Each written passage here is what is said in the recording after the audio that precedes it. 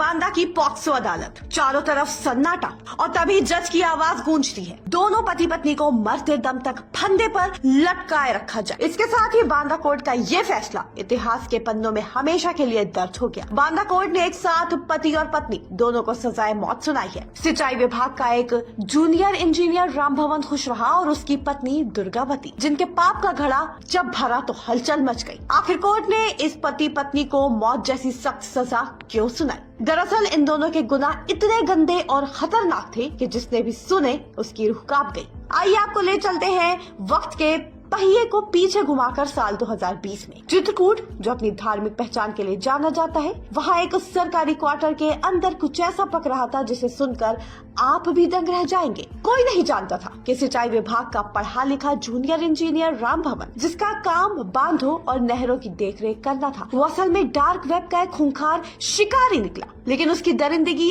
अकेले नहीं थी। इस घिनौनी साजिश में उसकी खुद की पत्नी दुर्गावती ढाल बनकर उसका साथ दे रही थी। इनका काम करने का तरीका किसी हॉरर फिल्म से कम नहीं था। रामभवन और दुर्गावती गरीब घरों के मासूम बच्चों को लालच देकर घर बुलाते। 5 से 16 साल तक के मासूम चॉकलेट और खिलौनों के लालच में इनके जाल में फंस जाते। इसके बाद शुरू होता था बच्चों के साथ दुष्कर्म का सिलसिला। रामभवन ही नहीं, उसकी पत्नी दुर्गावती भी किशोर बच्चों को फुसलाकर उनके साथ संबंध बनाती थी। इतना ही नहीं, दोनों लैपटॉप के कैमरे के जरिए बच्चों के अश्लील वीडियो बना लेते थे। इस पूरी हैवानियत को लैपटॉप के वेबकैम से रिकॉर्ड किया जाता था। ये सिर्फ वीडियो नहीं थे, ये उन मासूमों के बचपन का कत्ल था जिसे रामभवन डार्क वेब के जरिए अमेरिका, चीन, ब्राजील और अफगानिस्तान जैसे 47 देशों में ऊंचे दामों पर बेचता था। जांच में पता चला कि आरोपी बांदा, चित्रकूट, हमीरपुर और आसपास के इलाकों से 3 साल तक के छोटे बच्चों को भी निशाना बनाते थे। लेकिन गुनाह की उम्र लंबी नहीं होती। 47 देशों के इस अंतर्राष्ट्रीय पेडोफाइल नेटवर्क की भनक लगी इंटरपोल को। इंटरपोल ने अलर्ट भेजा भारत की सीबीआई को और 31 अक्टूबर 2020 सीबीआई ने केस दर्ज किया और फिर हुई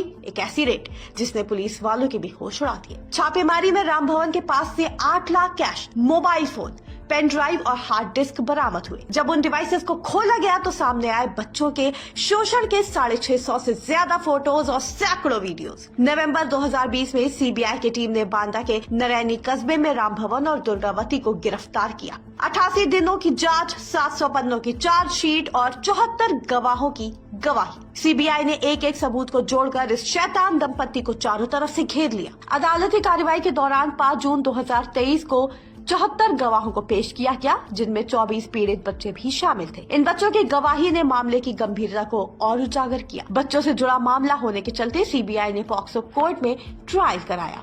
जो पॉक्सो कोर्ट के विद्वान न्यायाधीश प्रदीप कुमार मिश्रा थे, उसमें रामभवन को फांसी की सजा 5C ने DLML जो पॉक्सो की धारा है उसमें, अन्य में भी सजाएं दी हैं, मतलब एक में आजीवन कारावास भी दिया है। लेकिन अब चूंकि फाइनली उन्होंने 1 लाख रुपया जुर्माना उसमें भी कहा है, तो 5 वर्ष वो फांसी की सजा इनको और दुर्गावती को भी 120 का दोषी पाते उनको भी फांसी की सजा दी। और ये लिखा है कि जब तक इनकी मृत्यु न हो जाए तब तक इनको अंतिम सांस तक फांसी पर लटकाया जाए। और ये भी कि बच्चों के पुनर्वास और राहत के लिए डीएम को एक पत्र लिखा जाए कि ये 10-10 लाख रुपया केंद्र और राज्य सरकार आपसी सहमति से बच्चों को दे। करीब 5 साल बाद विशेष न्यायाधीश पॉक्सो एक्ट प्रदीप कुमार मिश्रा ने फैसला सुनाया। कोर्ट ने न केवल फांसी की सजा सुनाई बल्कि डीएम को निर्देश दिया कि पीड़ित बच्चों को 10-10 लाख रुपए का मुआवजा दिया जाए। अपने आसपास और देश विदेश की खबरों से अपडेट रहने के लिए व्यू इंडिया टाइम्स को यूट्यूब में सब्सक्राइब, लाइक और शेयर करें।